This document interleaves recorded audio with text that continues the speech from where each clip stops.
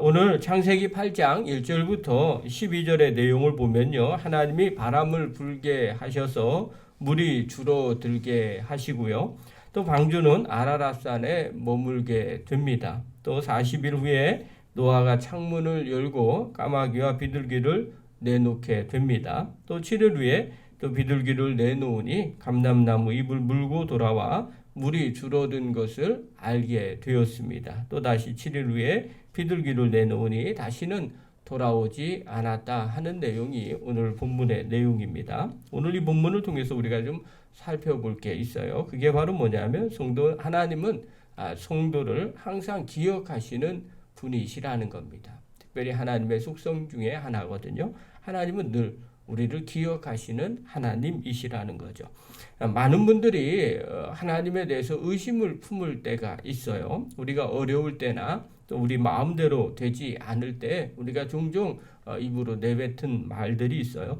하나님이 혹시 나를 버리셨나? 하나님이 혹시 나를 잊어버리지는 않으셨나? 하는 이런 생각들을 하게 됩니다.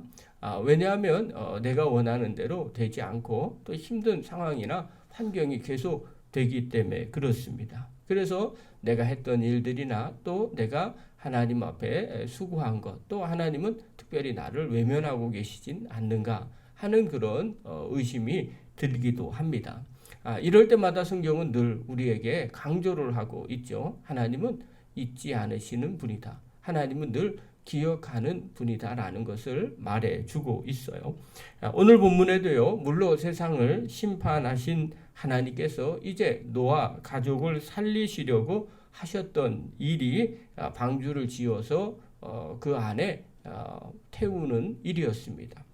그리고 땅에 물이 줄어야만 비로소 방주가 다 한 곳에 머무르게 되고요. 또 그 안에 있었던 동물이나 또 노아가 살 수 있게 되죠. 그런데 이 모든 일, 노아를 구원하시고 또 살리는 이 모든 일을 한 단어로 성경은 표현하고 있어요.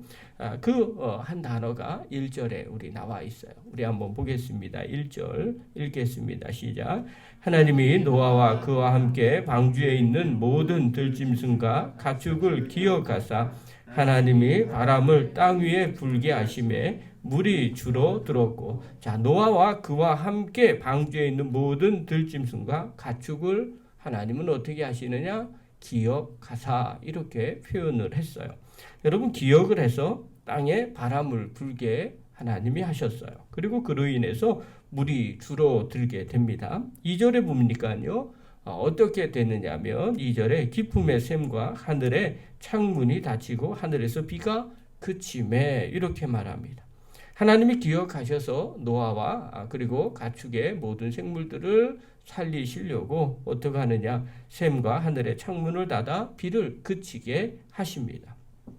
그로 인해서 물이 땅에서 점점 물러가게 된다고 이야기를 합니다. 이 모든 일들이 어디서부터 출발하느냐? 하나님이 기억하셨기 때문에 그렇습니다. 여기서 기억하다라는 이 단어는요. 자카르라는 단어입니다. 뜻은 기억하다, 새기다 이런 뜻이 있어요.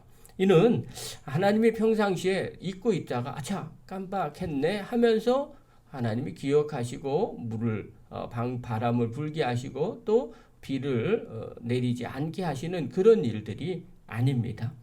이 단어의 의미는 어떤 의미냐면 항상 마음속 깊이 새기고 있는 상태를 의미하고 있습니다. 그래서 우리가 살고 있는 우리 인간적인 생각으로 깜빡하고 기억하는 그런 표현이 아니라 늘 마음에 새기고 있는 것을 말합니다. 계속해서 그것을 보고 관찰하고 집중하고 있다라는 의미입니다. 하나님은요, 노아의 모습들을 계속해서 지켜보고 계신 거죠. 아니, 노아뿐만 아니라 사람들 모두 믿음의 사람들을 하나님이 계속해서 지켜보고 계십니다. 그것이 바로 기억하사입니다. 이 표현은요, 느헤미야도 기도할 때 이렇게 고백을 했어요. 느헤미야 5장 19절에 보면 느헤미야가 자신이 하나님 앞에 기도할 때 이런 표현을 썼어요. 내 하나님이여, 내가 이 백성을 위하여 행한 모든 일을 기억하사 내게 은혜를 베푸시옵소서. 느헤미야가 하나님 앞에 평상시에 신앙생활하고 또 민족을 위해서 애쓰고 수고한 이 모든 것들을 하나님 기억해 주십시오. 하나님은 그런 분 아니십니까? 우리의 일거수일투족을 전부 다 보시고 마음에 새기신 분이시라는 것을 느헤미야가 알고 있었어요. 그래서 이렇게 고백을 하고 있는 거죠. 여러분, 이것은요, 느헤미야만 이런 고백을 하는 것이 아닙니다. 오늘 우리에게도 이 고백이 필요하죠. 하나님은 전지전능하신 분입니다. 그리고 모든 것을 다 지켜보고 계시는 분이 바로 우리 하나님이십니다. 자, 그렇다면 이런 생각이 들죠. 하나님이 왜 모든 것을 지켜보고 계실까요? 하나님은요, 그것을 전부 기억하십니다. 그리고 선악간에 우리가 행하는 모든 일들을 기억하시고 그에 맞게 하나님은 갚아주시는 하나님이십니다. 그렇기 때문에 어려운 상황 가운데서도 하나님은 계속해서 우리를 지켜보고 계십니다. 하나님의 뜻과 계획이 있기 때문에 지켜보고 계시는 거죠. 또 우리가 잘 됐을 때 하나님이 우리를 지켜보시고 우리에게 복을 주시는 하나님이십니다. 예수님은요, 제자들에게 이렇게 당부를 합니다. 누가복음 12장 6절부터 7절에 보면요, 참새 5마리가 두 아사리온에 팔리는 것이 아니냐. 그러나 하나님 앞에는 그 하나도 잊어버리시는 바 되지 아니하시는도다. 너희에게는 심지어 머리털까지도 다 세신 바 되었나니 두려워하지 말라. 너희는 많은 잠새보다 더 귀하니라. 여러분, 주님의 제자의 삶을 살아가는 것 때로는 힘들고 어려운 삶이라고 이야기를 합니다. 그런데 예수님은 그런 제자들에게 이야기를 해요. 참새도 두 아사리온에 팔려가는데 그것은 하나님 앞에서 다 잊어버린 바 되지 않는다라고 이야기를 합니다.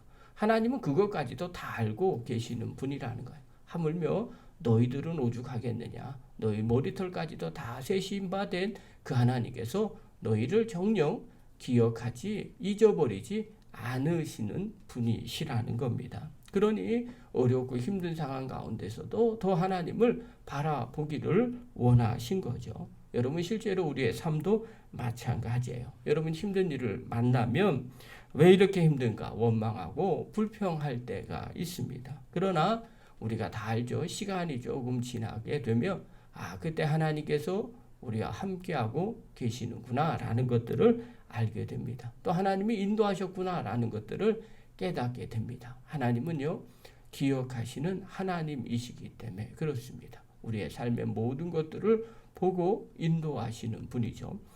제가 기도하면서 늘 하나님 앞에 자주 들었던 이야기들이 있어요. 성도들을 위해서 기도할 때마다 하나님께서 성도들의 믿음의 삶을 늘 기억하고 계신다는 말씀입니다. 그리고 그것 때문에 하나님이 때로는 복을 주시고 또 하나님은 때로는 인도하시고 하나님이 함께 하신다는 약속을 늘 함께 주시고 있습니다. 오늘 우리의 삶 속에서도 마찬가지예요. 노아와 홍수 같은 두려움과 어려움 가운데 혹여나 있지는 않습니까? 문제 앞에서 힘든 일들을 겪고 있지는 않습니까? 또 내 마음대로 되지 않아서 불편하고 있지는 않습니까? 여러분, 이때 우리가 늘 마음 가운데 기억해야 될 단 한 단어 있습니다. 하나님이 우리를 지금도 기억하고 계시다는 겁니다. 우리의 믿음의 행동을 지켜보고 계시고요. 또 우리가 하나님 앞에 애쓰고 수고하는 그 마음도 하나님이 전부 다 지켜보시고 기억해 주십니다. 그리고 하나님의 때에 하나님의 구원의 팔, 또 하나님의 은혜의 팔을 내밀어 주십니다. 그때 우리는 깨닫게 되죠. 하나님이 나를 기억하시고 다 지켜보고 계셨구나. 사랑하는 성도 여러분, 힘들고 어려워도 주님이 기억하고 계심을 잊지 마시기 바랍니다. 그리고 어려운 상황 가운데서도 하나님 의지하시고 또 하나님의 놀라운 구원의 팔, 또 하나님의 인도하시는 그 손길을 경험하는 믿음의 거룩한 종들 되기를 간절히 축원합니다.